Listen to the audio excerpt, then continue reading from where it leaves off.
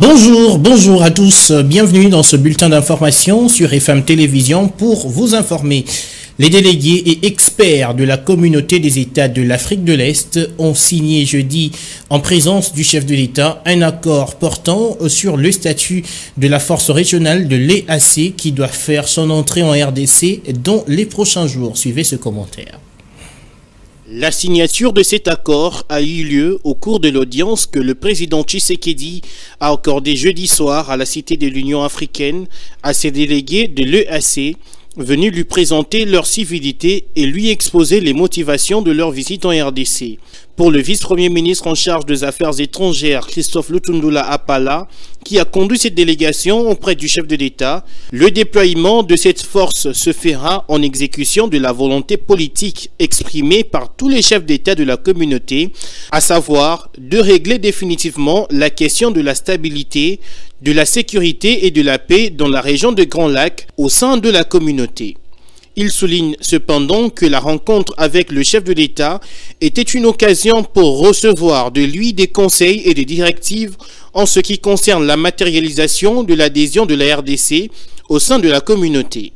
Il faut dire que le Rwanda, pourtant membre de cette communauté, ne fera pas partie de la force régionale en raison des tensions observées avec la RDC sur la question du M23 soutenu par le pays de Paul Kagame, menant la guerre depuis près de 3 mois dans le Rutshuru, un territoire de la RDC dans lequel ces insurgés ont assiégé la cité de Bunagana.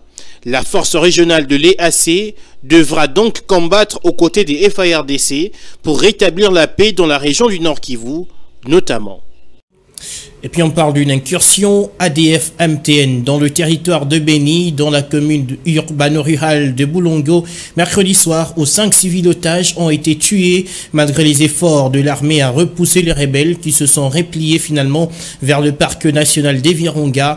Dans l'accrochage avec l'ennemi, les FARDC ont neutralisé 2 éléments ADF-MTN et récupéré une arme de type AK-47. On fait le point avec le porte-parole de l'armée dans la région de Beni, Anthony Mwalouchaï. C'était aux alentours de 21h juste, heure locale, que les forces armées de la République démocratique du Congo ont joué une incursion des terroristes ADF-MTM au centre de la commune urbano-rurale de Boulongo, qui est située à plus ou moins 40 km au sud-est de la ville de Beni. Il faut dire que l'ennemi avait intention de commettre des massacres à grande échelle dans cette cité de Boulongo pour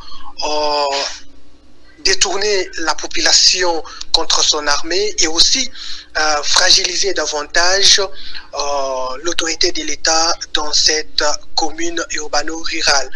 Alors, l'armée régulière a fait l'essentiel en empêchant l'incursion de cet ennemi au centre-ville de Boulongo. Mais après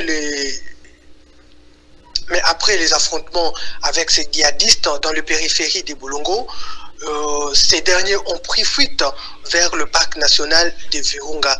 Mais malheureusement, avant de décrocher, ces djihadistes ont exécuté 5 de nos compatriotes qui ont été pris en otage au village Toya, situé à plus ou moins une dizaine de kilomètres à l'ouest de la cité de Boulongo. Nous sommes dans le secteur de Rwenzori. Mais du côté ennemi, les FARDC ont réussi à neutraliser des terroristes ADF-MTM et récupérer une arme de guerre de type AK-47. Pour l'instant, la situation est redevenue au calme. L'Est du pays où Vital Kamerhe entame une tournée à partir de lundi prochain pour tenter de trouver une solution à la crise sécuritaire qui y bat son plein. Pour un cadre de l'UNC qui pense que l'Est du pays a besoin d'un leader que la population écoute, le président national de son parti, toujours membre du Cap pour les changements, on a certainement parlé au chef de l'État. Caleb Kamwanya est au micro de Elvis Meti. Moi, je pense que le maître fait les retours À son royaume, Vital Kamerhe est le fils de Walungu, il est du Sud Kivu. Moi, pour moi, ce n'est pas un événement parce qu'il a déjà fait plusieurs tours là-bas et maintenant il va encore confirmer ce qu'il est propriétaire de ces territoires.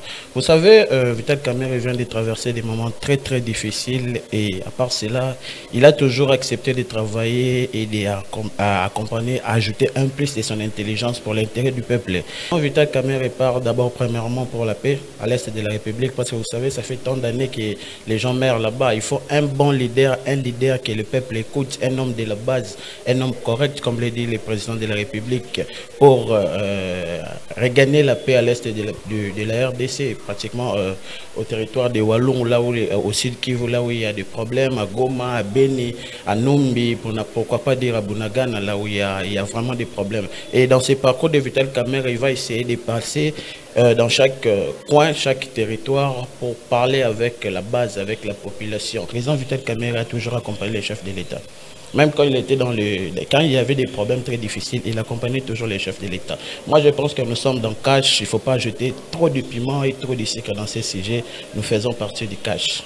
Même Vital Kamerhe, pour qu'il puisse aller à l'est des pays, moi, je pense qu'ils ont parlé avec les chefs de l'État pour mettre la paix, pour que la paix puisse revenir à l'est. Ils ont parlé. Et moi, je pense que Vital Kamerhe est le pion des chefs de l'État pour que la paix puisse revenir à l'est de la pays. Merci. On sort un peu en international. La reine Elisabeth II est morte. La monarque la plus célèbre du monde, du haut de ses 96 ans d'âge, n'a pas survécu jeudi soir à la dégradation de son état de santé dans sa résidence écossaise de Balmoral au Royaume-Uni. On fait le deuil depuis l'annonce de cette nouvelle. Elvis Mehdi.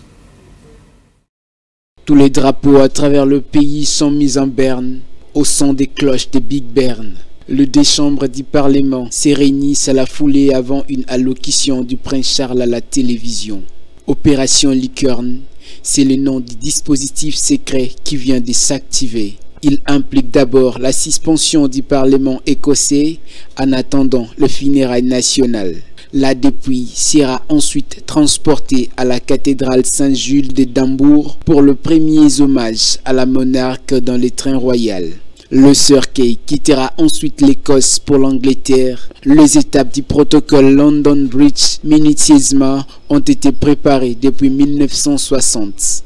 Elisabeth reposera dans son cercueil avec sa robe, son sceptre et sa couronne impériale qui lui avait été confiée en 1953 lors de son couronnement. Le temps pour tout un peuple endeuillé de lui dire adieu avant l'enterrement qui aura lieu à l'abbaye 9 jours après sa disparition. Le royaume observera 2 minutes de silence et dès la fin de la cérémonie, la dépouille sera transportée dans la même voiture utilisée lors de l'enterrement de son père George VI en 1952. Et puis cette nouvelle a visiblement endeuillé le monde entier dans des montagnes des messages de condoléances suivent de partout le cas du président de la République démocratique du Congo, Félix Tshisekedi, qui a réitéré ses hommages au peuple britannique. Lorsqu'on parle de la RDC, il faut savoir que la monarque a été un peu plus proche des dirigeants du Zaïre. Le cas du président, le président Mobutu, qui a été invité le 12 février 1973 lors d'un banquet au palais Buckingham. Retour en RDC, qui présente un faible taux d'alphabétisation, une question qui fait réfléchir en cette journée d'hier où on commémorait la journée mondiale d'alphabétisation. Que risque le pays de Lumumba au cas où la situation ne s'améliore pas dans le futur? On en parle dans ce reportage signé Richard Kabeya et Torres Atibou. Avec un taux d'alphabétisation faible ou moins que ça, la RDC fonce droit vers un mur si la situation ne s'améliore pas dans le futur. Mais le pays ira droit au mur, le pays ira à la ruine. Vous savez, Nelson Mandela disait, dans l'un de ses discours aux Nations Unies, il disait que l'éducation est l'arme fatale pour changer la situation d'un pays. Pour ce faire, il faut développer des stratégies puissantes pour remonter la pente, poursuit Diego Mbambi. Par exemple, au niveau de la ville de Kinshasa, l'État n'a que l'INPP. Vous avez 24 communes et une seule commune qui abrite ces centres-là pour une population estimée à plus de 12 millions d'habitants. Donc déjà, ça pose problème. Il faudra créer, diversifier, comme je disais, les centres d'apprentissage. Alphabétisation veut-il dire rénonciation à l'intelligence des ancêtres qui ont développé des remèdes où plusieurs autres théories sont passées par le banc de l'école? Cet agent de l'EPST répond. Nous n'avons pas besoin de l'alphabétisation quelque part pour justifier mon nom, parce que vous venez de le soulever tout à l'heure, nos aïeux ont eu des remèdes dans beaucoup de choses sans pour autant être à l'école. Et aujourd'hui, nous avons la Chine, l'Inde, le Thaïlande, presque nos frères indo-pakistanais. Ils sont en train d'émerger tout en gardant leur culture.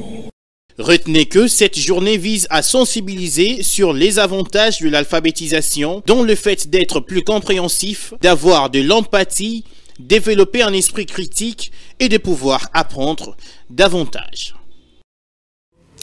C'est la fin de ce bulletin d'information. Merci de nous avoir suivis. Retrouvez ce soir à 19h30 Fifi Kalumbwe pour la grande édition. Moi, j'ai terminé. Au revoir.